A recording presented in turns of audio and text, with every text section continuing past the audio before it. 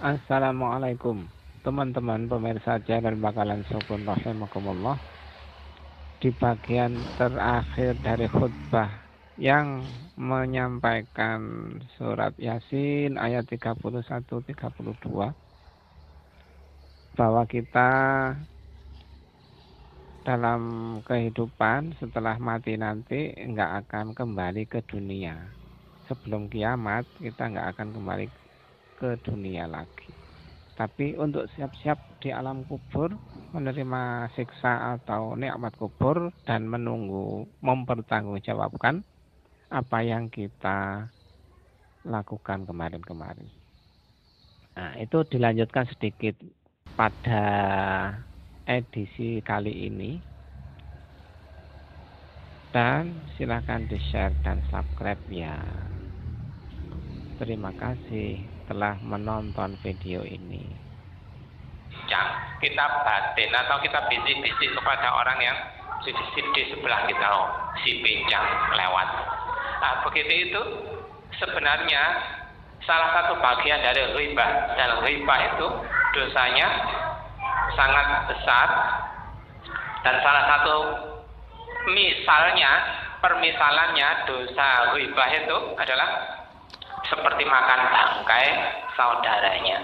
Nah, itu semuanya dipertanggungjawabkan.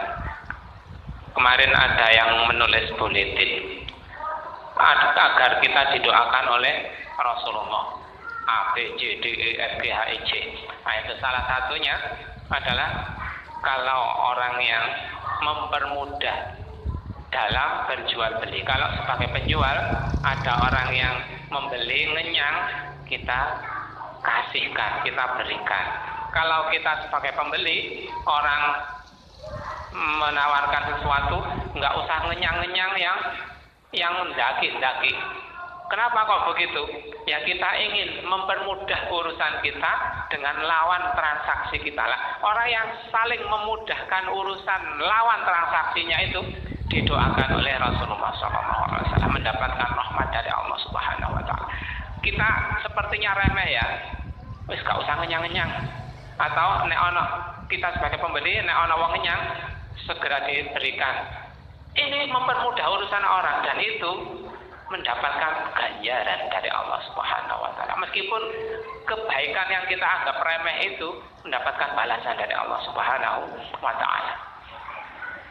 Ini siap-siap untuk mempertanggungjawabkan. Kalau orang yang sudah meninggal nggak akan kembali ke dunia, mereka sibuk di sana untuk menerima nikmat kubur atau siksa kubur dan menunggu pertanggungjawaban dari amal-amal yang telah dilakukan. Aku qouli hadza astaghfirullah li wa lakum wa lisairil muslimin wal muslimat innahu huwal ghafurur rahim. Salah satu bentuk kehati-hatian kita, takwa itu hati-hati. Salah satu bentuk kehati-hatian kita adalah kita harus menjaga diri dari bahaya-bahaya kesyirikan, bahaya-bahaya dosa besar, dan bahaya-bahaya penyakit fisik. Kemarin ada tokoh masyarakat yang bisa meramal bahwa nanti di bulan Maret akan ada wabah pagebluk yang seperti dulu-dulu itu ada COVID-19. Terus lebih parah lagi ada COVID Delta yang dari India yang akhirnya tetangga-tetangga kita dulu itu sampai meninggal 3 orang dalam sehari. Koyok minum obat pagi ada meninggal, siang ada yang meninggal, sore ada yang meninggal. Itu virus COVID Delta yang begitu menakutkan. Nah, ini nanti ada ramalan bahwa nanti ada Omikron yang lebih dahsyat daripada virus COVID Delta ini, yang akan mewabah pada sekitar bulan Maret. Nah, itu mungkin adalah konspirasinya orang-orang super kaya, mungkin. Atau bisa jadi memang itu murni wabah. Semuanya itu bahaya. Tetapi bahayanya tidak sedahsyat bahaya kesyirikan, tidak sedahsyat bahaya fitnatul dajjal, yang mana kalau kita membaca surat Kahfi di 10 ayat terakhir dari surat Al-Kahfi di hari Jumat, itu kita dijanjikan oleh Rasulullah akan terhindar dari fitnatul Dajjal. Nah, virus corona, Omikron, Tantomikron, dan yang lain sebagainya itu bahaya kecil. Walaupun sebagian umat, sebagian manusia menganggap itu pagebluk yang sangat mengerikan. Semuanya, bahaya kesyirikan atau bahaya pagebluk, bahaya Omikron, Tantomikron, dan lain-lain itu harus kita hadapi. Dan penghadangannya, ya salah satunya seperti Abdul Muttalib sendirian menghadapi Abraha.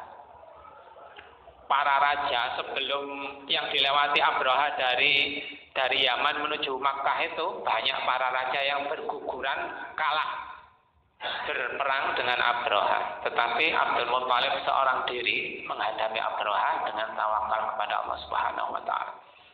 Kita serahkan Omikron, Tantomikron, dan yang lain-lain itu agar tidak menyerang kita. Kita serahkan kepada Allah Subhanahu wa taala. Kita bertawakal kepada Allah. Kita jangan jera-jera dalam berdoa kepada Allah Subhanahu wa taala. Di setiap kali sujud, kalau terutama kita pas sholat sunnah ya, sujud berdoa coro Jawa atau bahasa Indonesia. Berdoa kepada Allah di batin, nggak harus diucapkan lesan. Pas kita sujud itu di batin, ya Allah selamatkanlah saya dari Omikron, dari macam-macam. Selamatkan, doa kepada Allah Subhanahu wa taala. Waktu khatib duduk antara dua sujud, waktu antara azan dan iqamah, atau nanti asar, setelah asar menjelang maghrib hari Jumat, itu waktu-waktu mustajabah. Kita sempatkan, kita ingat-ingat, bukan nek eling, bukan nek sempat, tetapi kita sempatkan dan kita ingat-ingat, kita korbankan waktu untuk berdoa kepada Allah Subhanahu wa taala. Waktunya dikhususkan hanya untuk berdoa, bukan seluruhnya waktu untuk itu tok, enggak, tapi kita sempatkan di waktu itu atau menjelang subuh sepertiga malam yang terakhir kita mengadu kepada Allah akan ancaman-ancaman yang akan menimpa kita. Kita adukan agar kita terhindar dari ancaman-ancaman itu.